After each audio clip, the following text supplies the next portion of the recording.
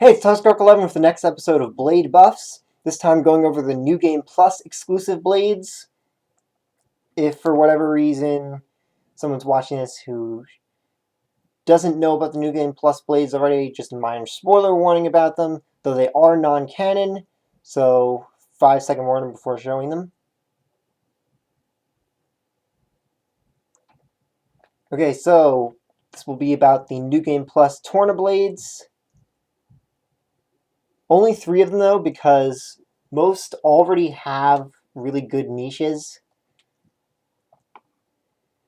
So as usual, this is not just going to be about making blades straight up DPS. This will be about making them fit their intended niche better. So we won't be talking about Sever because he's already great at his one-shot build. Cressidus, he's already good for top-locking. Patroka, she's already really good support and damage. And Mikhail is already just great at everything. So we'll be talking about Abrona, Perdido, and Akkos. So starting off with Akkos. So he's a healing clone of Axes. The specials are already pretty good for being a healer. Particularly this one, since that's a good damaging one. And his main niche is sort of, I guess the intention of his niche is flip the script kind of thing because of his theatrics. So I would just buff this very slightly, make it 75%, because that's a much cleaner, nicer looking number, and just slightly more useful, so it's a little bit less RNG based.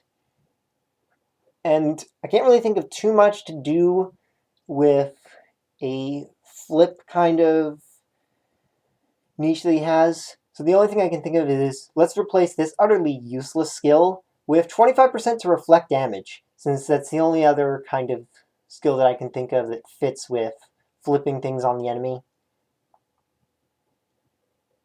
As an enemy himself, I believe Dead Zone was no healing, but I don't really see how that can work against regular enemies because very few enemies actually heal.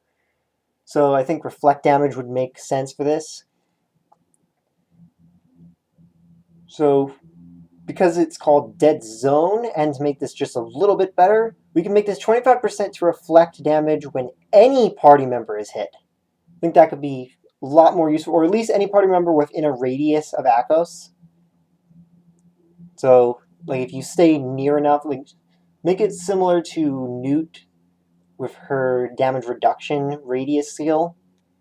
So, I think 25% is reasonable for Reflect. And that's all for Akkos. Next, onto Perdido. There's a lot we can do with Perdido. So, Perdido's niche is auto attack damage. We already went over, I believe it was Perun that had a niche of auto attack damage, and some things that we could do for that to make her niche actually work with auto attack damage. So we will be doing that for Perdido and Abrona, who both have auto attack damage niches. So Perdido's specials, they're decent except for this one. So because he's got lots of weapons, he doesn't really do anything with those weapons. Why don't we make this break? That's right, a special that inflicts break. So he can do that as an enemy. He has one special that inflicts a full driver combo. I mean, there's a few enemies that do that. But I mean, it would make a lot of sense to be able to do that with him as a blade. So let's make this one break so you can inflict a fusion combo with just a single special. And then his level 4 special will make that his full driver combo. You will get a full driver combo from using his level 4 special, but to keep it from being too broken, reduce the damage ratio of it by a ton. Just make it really low damage ratio and just automatically inflict a full driver combo in 4 hits, I guess.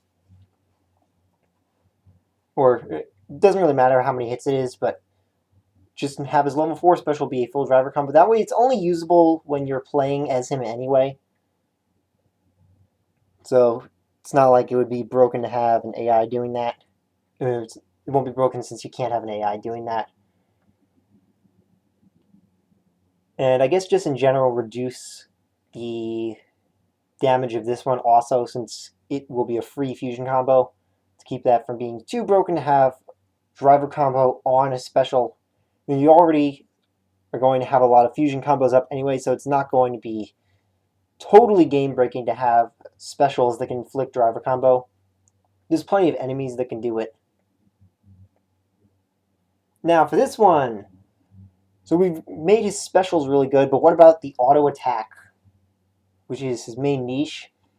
So increase auto attack damage by 200% instead of 30%. Because we got this. Why do we need this and this when you could just have them put together?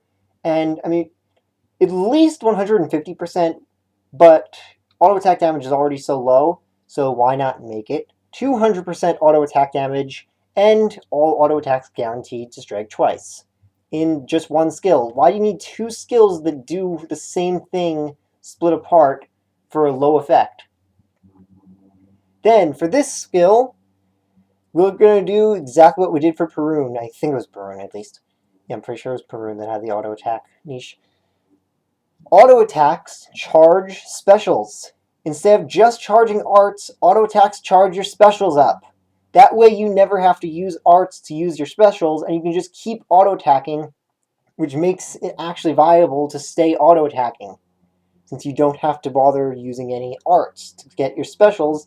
And then with really strong specials, that would make it much more useful to have just keep auto attacking for decent damage, and then use your pretty broken specials.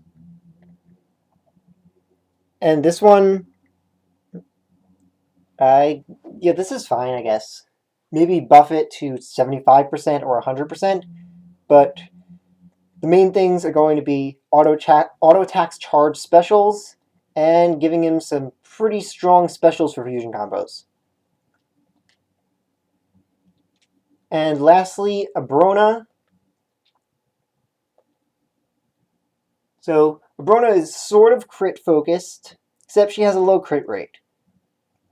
So let's buff that to 40% crit rate. I believe that is her crit rate. That's her crit rate after giving a max max crit aux core. That's what I meant. So that's with a max crit aux core, you only get to 30%. So why don't we make it to at least 40%? Just make it so that the maximum crit rate she can get with that is 40% at minimum. And then why does she only have one blade art? And it's also the most useless blade art when her whole thing is being about auto attacks. So let's give her crit. Crit up. That's it. I mean, not that that's it for what we're buffing her with, but that would be a pretty significant boost to her, since one of her big things that she's usable for is break on Nia. So give her higher crit rate.